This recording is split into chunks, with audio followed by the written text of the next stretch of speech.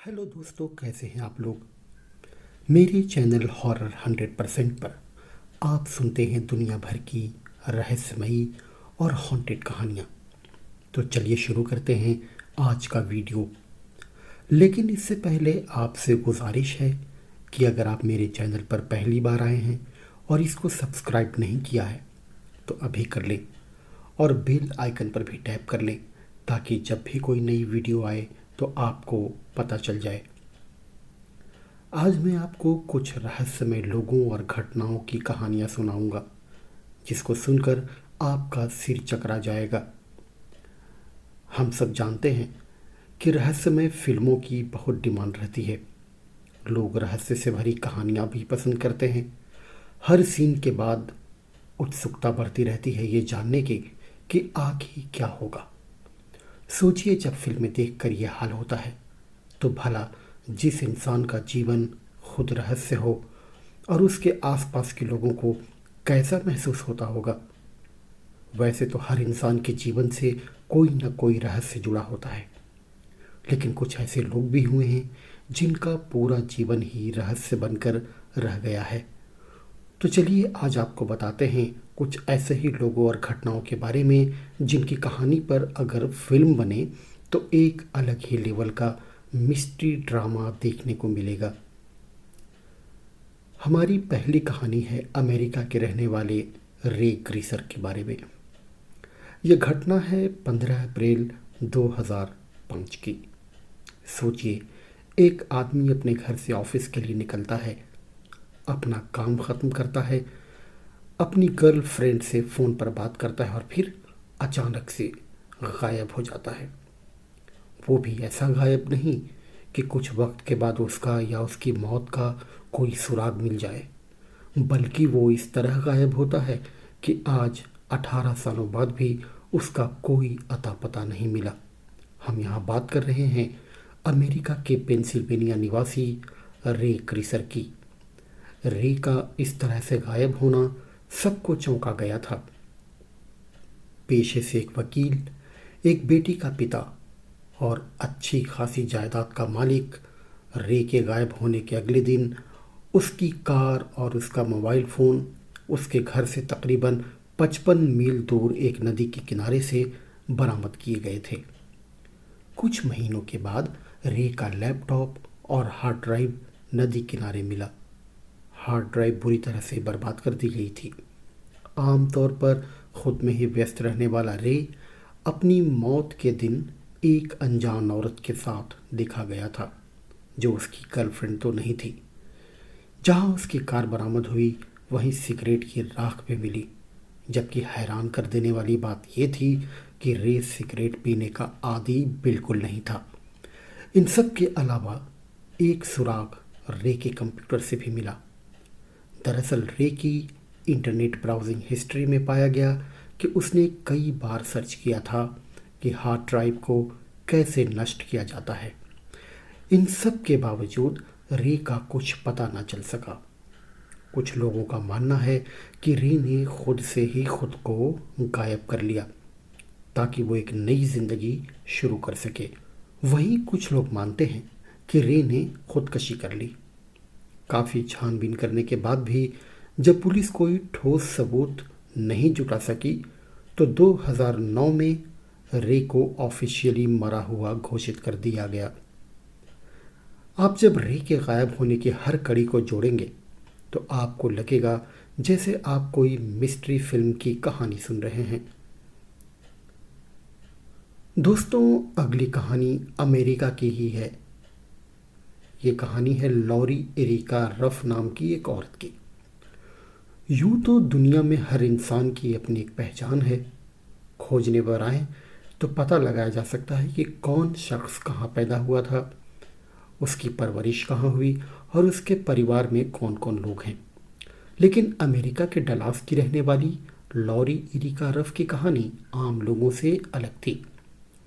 Lorry Kennedy ने black rough नाम के आदमी से शादी की और दोनों डलास में बस गए। काफ़ी सारे मिसकैरेज होने के बाद 2008 में लॉरी ने एक बेटी को जन्म दिया। सब कुछ ठीक चल रहा था कि लॉरी की जिंदगी में अचानक एक तूफान आ गया। उसके पति को लगने लगा कि उनकी शादी कामयाब नहीं है और दोनों को तलाक ले लेना चाहिए। यह सदमा लॉरी बर्दाश्त नहीं कर सकी और उसने 2008 में आत्महत्या कर ली। यहाँ तक की कहानी तो दुनिया में बहुत से लोगों के साथ होती है, लेकिन हैरान कर देने वाली बातें तो लॉरी की मौत के बाद सामने आई। उसकी मौत के बाद जब उसके सामान की तलाशी ली गई तो उसकी अलमारी से कई ऐसे कागजात निकले जिसने उसके पति और पुलिस को हैरानी में डाल दिया। दरअसल मौत के वक्त लॉरी की उम्र तकरीबन 42 साल थी, लेकिन कागजात के हिसाब से 1988 से पहले लॉरी कैनेडी नाम की कोई महिला थी ही नहीं। उसके पास से कुछ दस्तावेज बरामद हुए जिन पर उसका नाम बैकी सोई टर्नर दर्ज था। बात यहीं ख़त्म नहीं होती। लोग हैरान तो तब रह गए जब रिकॉर्ड से पता चला कि उन दस्तावेज़ों पर जिस बैकी की जानकारी दर्ज थी वो 2 साल की एक बच्ची थी जो 1971 में घर में लगी आग में जलकर मर चुकी थी। अब सवाल ये है कि अगर बैकी मर चुकी थी तो फिर लॉरी कौन थी, कहाँ से आई थी? इन सवालों का जवाब किसी के पास नहीं था। 2016 तक लॉरी पुलिस की फाइलों में एक रहस्यमय केस बनकर पड़ी रही, लेकिन इसी साल लॉरी के राज से पर्दा उठ गया। लॉरी के केस की तहकीकात कर रहे सोशल सिक्योरिटी एडमिनिस्ट्रेशन के इन्वेस्टिगेटर जॉय वेलिंग को 2015 में एक कॉल आई।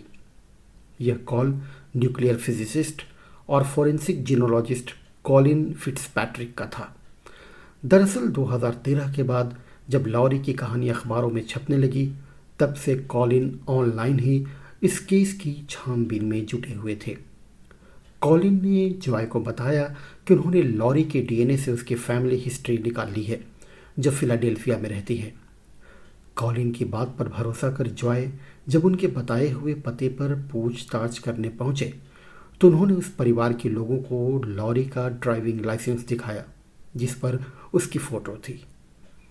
लाइसेंस को देखते ही परिवार के एक सदस्य ने चीखते हुए कहा, ये तो किम्बरली है। ये लॉरी की माँ का परिवार था और लॉरी का असली नाम था किम्बरली मैकलिन। जब वो 18 साल की थी तब अपने माता पिता के अलगाव के बाद वो घर से भाग गई थी। इसके बाद उसने अपनी पहचान छुपाने के लिए मरे हुए लोगों की पहचान अपनाई। अब आप ही बताइए कि अगर लॉरी के जीवन पर फिल्म बने तो क्या आप एक पल के लिए भी ऐसी मिस्ट्री फिल्म से निगाहें हटा पाएंगे? अब मैं तीसरी घटना जो आपको बताने जा रहा हूँ वो किसी शख्स की तो नहीं है, लेकिन एक रहस्यमय घर की है। ये कहानी अमेरिका में घटित हुई थी, डेरिक ब्रोडेस नाम के आदमी के साथ। इंसान अपने सपनों का घर खरीदने में अपनी आधी ज़िंदगी बिता देता है।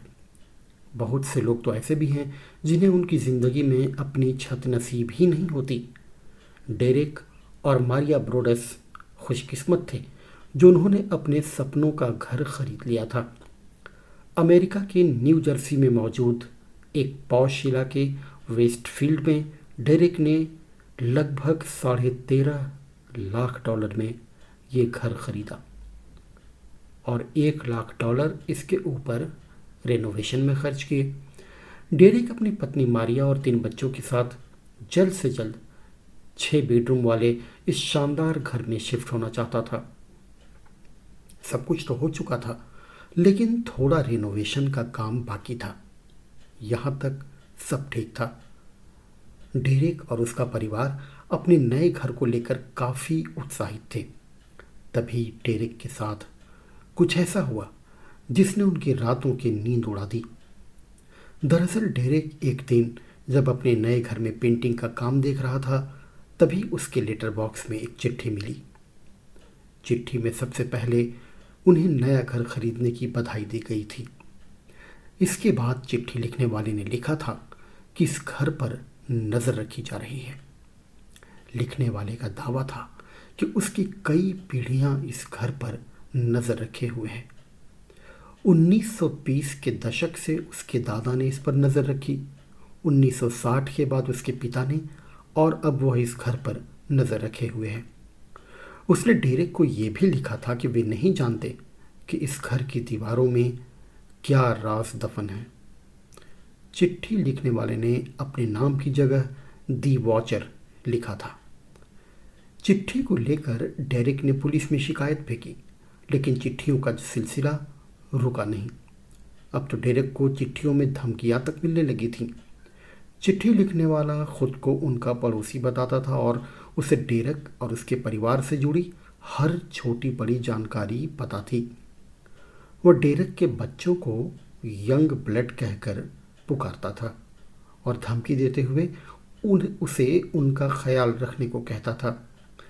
इन चिट्ठियों को लेकर काफ़ी छानबीन की गई, पड़ोसियों से पूछताछ भी की गई, और तो और डेरेक ने इस वॉचर का पता लगाने के लिए एक रिटायर FBI ऑफिसर को प्राइवेट जासूस के तौर पर भी रखा, लेकिन इन सब से कुछ फ़ायदा हुआ नहीं। आखिरकार हार कर डेरेक को यह घर घाटा उठाकर बेचना पड़ा। $14 लाख से ज़्यादा का घर उसने लगभग $9.5 लाख में बेच दिया। 2016 में आई एक हॉरर मिस्ट्री फिल्म दी वॉचर इसी कहानी से प्रेरित बताई जाती है। फिल्म में एक शख्स जो खुद का नाम द रेवन बताता है, वह भी इसी तरह घर के मालिक को खत लिखता है। इसके अलावा नेटफ्लिक्स ने भी 2022 में इस सच्ची घटना पर एक वेब सीरीज बनाई है। तो दोस्तों, हम बढ़ते हैं अपनी आज की चौथी कहानी की तरफ। ये कहानी है बॉबी डनबार की। कहते हैं एक माँ अपने बच्चे को अंधेरे में टटोल कर भी पहचान लेती है, लेकिन बॉबी डनबार के केस में ये बात गलत साबित होती है।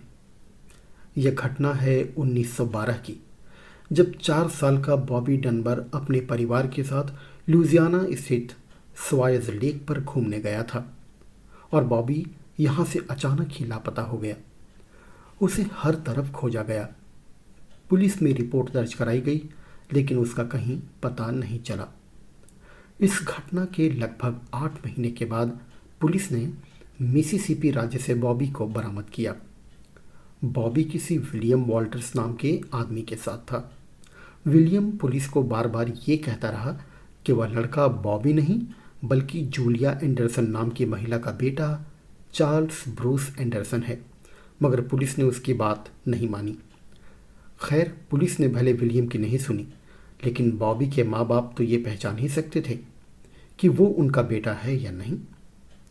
बॉबी जैसे दिखने वाले उस लड़के को लुजियाना लाया गया और यहाँ बॉबी के माँ बाप ने देखते ही कहा कि वह लड़का उनका ही बेटा है।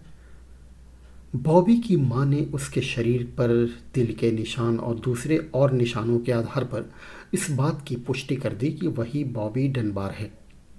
इधर विलियम को अपहरण के अपराध में सज़ा हो गई। दिन बीतते गए, साल बीतते गए, बॉबी भी अपने परिवार के साथ घुल मिल गया और आखिरकार 1966 में वह इस दुनिया को छोड़कर चल बसा, यानी उसकी मौत हो गई। उसके 4 बच्चे थे। उसने अपने साथ बचपन में हुई इस घटना को अपने बच्चों के साथ साझा कर दिया था। तभी 2004 में बॉबी डनबार के छोटे बेटे बॉब डनबार ने अपनी बेटी मार्गरेट डनबार के कहने पर अपना DNA टेस्ट करवाया। मार्गरेट चाहती थी कि वह अपने दादा के इस रहस्य को सुलझा दे। उसने अपने पिता के DNA को उसके चचेरे भाई यानी बॉबी डनबार के छोटे भाई के बेटे के साथ मैच करवाया, लेकिन हैरान करने वाली बात यह थी कि बॉबी के बेटे का DNA उसके किसी चचेरे भाई बहन से मैच नहीं हुआ। मतलब यह कि इतने सालों तक जिसे बॉबी डनबार समझा गया, वो असल में ब्रूस एंडरसन था। इसके साथ ही विलियम को उस अपराध की सज़ा भुगतनी पड़ी जो उसने किया ही नहीं था। अब सवाल ये था कि अगर ये ब्रूस था तो फिर बॉबी का हुआ क्या? अफवाहें यहाँ तक थी कि बॉबी के माता पिता ने ही बॉबी को मार दिया और बचने के लिए किसी दूसरे बच्चे को अपना बच्चा बना लिया।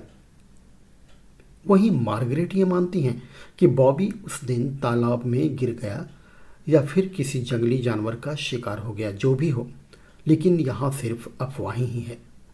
बॉबी का सच क्या था, ये आज तक रहस्य ही रह गया।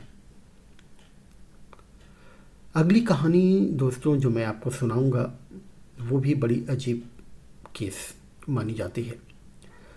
बच्चों का गुम हो जाना कोई नई बात नहीं है। कई बार वे किडनैप कर लिए जाते हैं, तो कई बार जाने अनजाने में घर से बहुत दूर निकल आते हैं। लेकिन टिमोथी पिट्जन का केस बाकी दूसरे सभी मिसिंग केसों से अलग है। 11 मई 2011 को 6 साल के टिमोथी को हर रोज़ की तरह उसके पिता ने स्कूल छोड़ा। स्कूल शुरू हुए अभी आधा घंटा ही गुजरा था कि टिमोथी की माँ एमी पिट्जन स्कूल आई और स्कूल के मैनेजमेंट से कहा कि उनके परिवार में कोई हादसा हो गया है, जिस वजह से वह टिमोथी को ले जाना चाहती हैं। आखिर एक माँ के उसके बच्चे को घर ले जाने से किस आधार पर रोका जा सकता था, सो उसे इजाज़त मिल गई। हैरान कर देने वाली बात यह थी कि एमी टिमोथी के साथ स्कूल से तो निकली, लेकिन घर नहीं पहुंची। किसी को नहीं पता कि उसके बाद एमी अपने 6 साल के बेटे के साथ कहाँ गई। अगले दिन टिमोथी के पिता जिम पिट्जन ने एमी और अपने बेटे के नाम से 2 मिसिंग रिपोर्ट्स दर्ज करवाईं, लेकिन पुलिस को एमी जिंदा न मिल सकी। गायब होने के 3 दिन बाद यानी 14 मई 2011 को एमी एक होटल के कमरे में मरी पाई गई। हैरान करने वाली बात यह थी कि एमी उसी कमरे में अकेली थी। टिमोथी उसके साथ नहीं था। उसकी लाश के साथ मिली तो केवल एक चिट्ठी, जिस पर लिखा था कि टिमोथी बिल्कुल ठीक है और ऐसे लोगों के साथ है जो उसकी ठीक से देखभाल करेंगे और तुम उसे कभी ढूंढ नहीं पाओगे। दरअसल टिमोथी के माता पिता तलाक ले चुके थे। जिम के मुताबिक एमी पहले भी खुदकुशी की कोशिश कर चुकी थी। लेकिन इन सबसे बड़ा सवाल ये था कि आखिर टिमोथी कहाँ और किस हाल में है। पुलिस ने हर तरफ खोजा, लेकिन टिमोथी का कोई सुराग न मिला। हालांकि 2019 में पुलिस को एक ऐसा लड़का मिला जो खुद को टिमोथी बता रहा था। उसका कहना था कि वो 7 सालों से 2 किडनैपर्स के कब्जे में था और अब उसके चंगुल से भाग आया है। लेकिन जब उस लड़के का डीएनए टेस्ट हुआ तो ये बात सामने आई कि वो झूठ बोल रहा है। आज भी ये पुलिस के लिए एक बड़ा सवाल है कि आखिर टिमोथी कहाँ गायब हो गया। वो जिंदा है या किसी हादसे का शिकार हो गया। क्या आपको नहीं लगता टिमोथी की इस मिस्ट्री को अगर पर्दे पर दिखाया जाए तो ये मिस्ट्री फिल्म लवर्स को खूब पसंद आएगी। तो अगली कहानी जो मैं लेकर आया हूँ वो आपके लिए ये एक अनजान टाइम ट्रेवलर के बारे में है। ये दुनिया रहस्यों से घिरी हुई है। बहुत सी अफवाहों के साथ कई ऐसी सच्ची घटनाएं भी हैं जिन पर यकीन कर पाना बहुत मुश्किल है।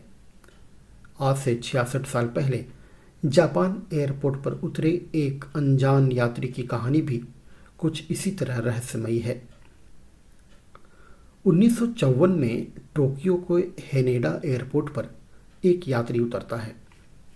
अन्य यात्रियों की तरफ अभी चेकआउट काउंटर की तरफ बढ़ता है। उसका पासपोर्ट वेरिफिकेशन के लिए लिया जाता है। यहाँ तक तो सब नॉर्मल था, लेकिन यही बात तब असामान्य हो जाती है जब पासपोर्ट चेक करने वाले की निगाह उस देश के नाम पर जाती है जहाँ का यह व्यक्ति निवासी था। उस देश का नाम होता है टॉरिड। इस देश के बारे में वहाँ मौजूद किसी भी कस्टम अधिकारी ने कभी नहीं सुना था। उस अनजान मुसाफिर से पूछताछ होती है, उससे जापान आने की वजह पूछी जाती है तो वो बताता है कि वह यहाँ एक बिजनेस ट्रिप पर आया है। उसके मुताबिक उसका ये देश फ्रांस और स्पेन के बीच कहीं मौजूद है। पासपोर्ट पर लगी दूसरे देशों की मोहर भी बिल्कुल सही थी। उस शख्स के कागजात सही थे। फिर भला गलत क्या था? गलत ये था कि जिस देश से आने का दावा वह शख्स कर रहा था वह देश दुनिया में कहीं मौजूद ही नहीं था। जिस कंपनी का कर्मचारी वह खुद को बता रहा था, उस कंपनी का कहना था कि उसका इस तरह के किसी व्यक्ति से कोई संबंध नहीं है। इसी तरह वह जापान जिस कंपनी में मीटिंग के लिए आया, उन्होंने भी ऐसे किसी व्यक्ति की जानकारी को झुठला दिया। जिस होटल में यह शख्स अपने ठहरने की बात कह रहा था, उस होटल में भी उसके नाम से कोई बुकिंग नहीं की गई थी। परेशान कस्टम ने जब उस अनजान यात्री को दुनिया का नक्शा दिखाकर उसमें से अपना देश खोज कर बताने को कहा, तो उसकी उंगली अफ्रीका महादेश के एंडोरा देश के आसपास जाकर रुक गई और वो झुंझला गया।